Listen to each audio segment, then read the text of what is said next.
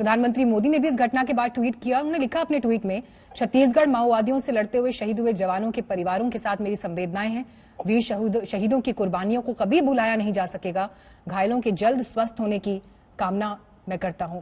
छत्तीसगढ़ में जो ये हमला हुआ, बीते कुछ वक्त में हुआ, ये माओवादियों का सबसे बड़ा हमला इस वक्त माना जा रहा है। 22 जवानों को हमने खोया है। मैं इनके नाम भी जरूर इस वक्त आपके सामने पढ़ना चाहूंगी। तस्वीर आपको हम दिखा रहे हैं। Deepak Bhardwaj sub inspector, Ramesh Kumar Jurri head constable, Narayan Sodhi head constable, Ramesh Korsa constable, Subhash Nayak, Kishore Andrik, Sankuram Sodhi assistant constable, Bhosaram Kartami, Shravan Kashyap, Ramdas Kuram, Jagatram Kanwar, Sukh Singh Faras, Ramashankar Paikra, Shankar Nath, Dilip Kumar Das inspector, Rajkumar Yadav head constable, Shambhu Rai constable, Dharmdev Kumar constable, Shakhamuri Murari Krishna, Rathu Jagdish constable, Bambu Rambha, Samaiya Madvi. ये नाम लिए जाने इस वक्त इसलिए जरूरी हैं क्योंकि कॉम्बिंग ऑपरेशन के लिए जब ये टुकड़ी निकली हुई थी, कोबरा टुकड़ी, नक्सलियों के साथ मुठभेड़ में इन 22 जवानों ने शहादत दी है। अंतिम यात्रा पर यह पार्थिव शरीर निकले, उससे पहले गृहमंत्री भी वहां पर पहुंचे और संदेश शहीदों के परिवारों को यही कि इस दुख की घड़ी में हमारी संवेदनाएं आपके साथ हैं, इस दुख के क्षण में हम आपके साथ खड़े हैं।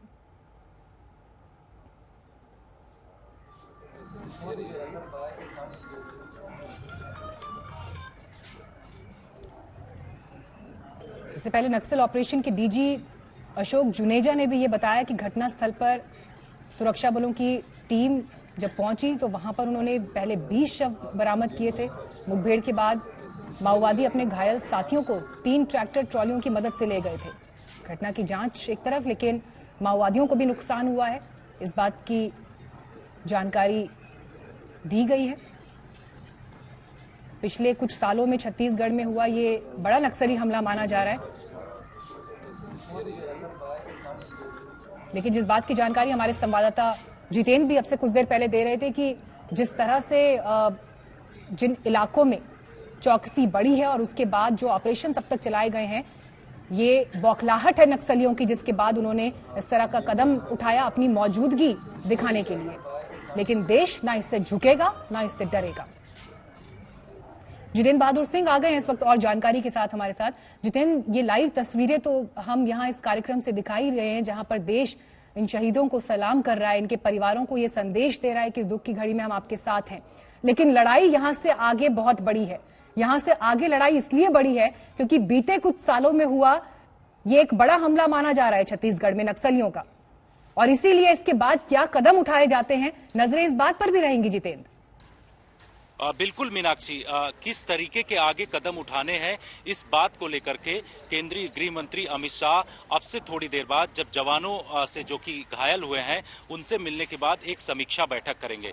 जो हमारे पास जानकारी इस वक्त मौजूद है, कल भी केंद्रीय गृह मंत्री अमित शाह ने देर रात तक एक बैठक दिल्ली में की थी और इस बैठक में इंटेलिजेंस ब्यूरो के अधिकारी के साथ साथ सीआरपीएफ के तमाम सीनियर अधिकारी मौजूद थे, जो कि नक्सली इलाकों में नक्सलियों का मीनाक्षी आपको बता दें कि बहुत ज्यादा एरिया अब नहीं बचा हुआ है। उड़ीसा के कुछ एरिया में, इसके अलावा छत्तीसगढ़, झारखंड और इन राज्यों के कुछ इलाकों में नक्सली अब कुछ बचे हुए हैं जो कि अंतिम सांसें गिन रहे हैं। इसी वजह से नक्सली अब अपने आप को किस तरीके से आगे बढ़ाना है, उसके लिए नए कैडर को भर्ती करने के लिए अलग अलग तरीके से जंगलों में अभियान भी चलाते हैं। और यही वजह है कि सुरक्षा बलों को इस तरीके के खास इनपुट मिले थे इंटेलिजेंस एजेंसीज के जरिए कि नक्सली एक जगह इकट्ठा हो रहे हैं बीजापुर और सुकमा के उस इलाके में।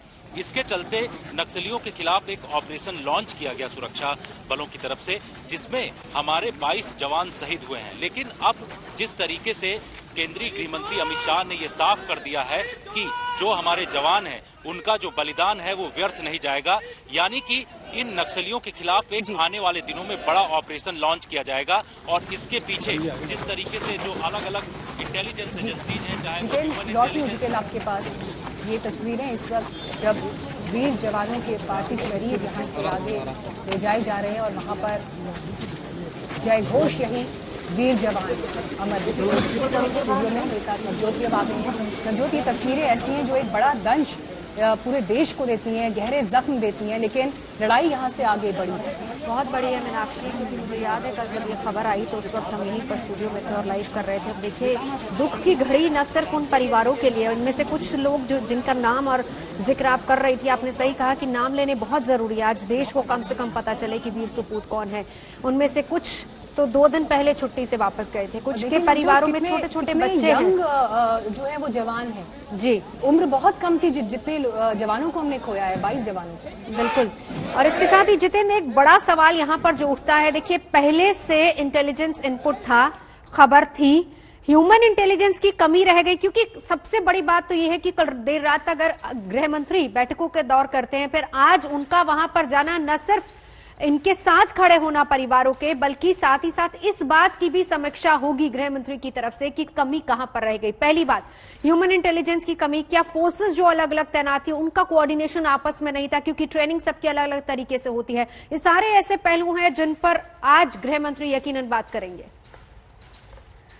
बिल्कुल नवजोत, गृह मंत्री अमित शाह की जो समीक्षा बैठक होगी उसमें ये तमाम बिंदु रखे जाएंगे, क्योंकि राज्य सरकार के भी नुमाइंदे इस बैठक में आज शामिल होंगे और जिसमें ये बताया जा रहा है कि सीआरपीएफ के डीजी जो वहां पर मौजूद हैं वहां किस तरीके से रिपोर्ट वो लेकर के आएंगे और उसमें किस तरीके की चूक हुई है, इस बात की भी जानकारी दी जाएगी। हालांकि सीआरपीएफ की तरफ से ये कहा जा रहा है कि उनके पास पहले से ही इसके इंटेलिजेंस मौजूद थे, जिसके आधार पर एक बड़ा ऑपरेशन लॉन्च किया गया था, जिसमें यह पता चल रहा था कि 300 से 400 के आसपास नक्सली उस इलाके में मौजूद हैं जिनके खिलाफ ऑपरेशन करना है।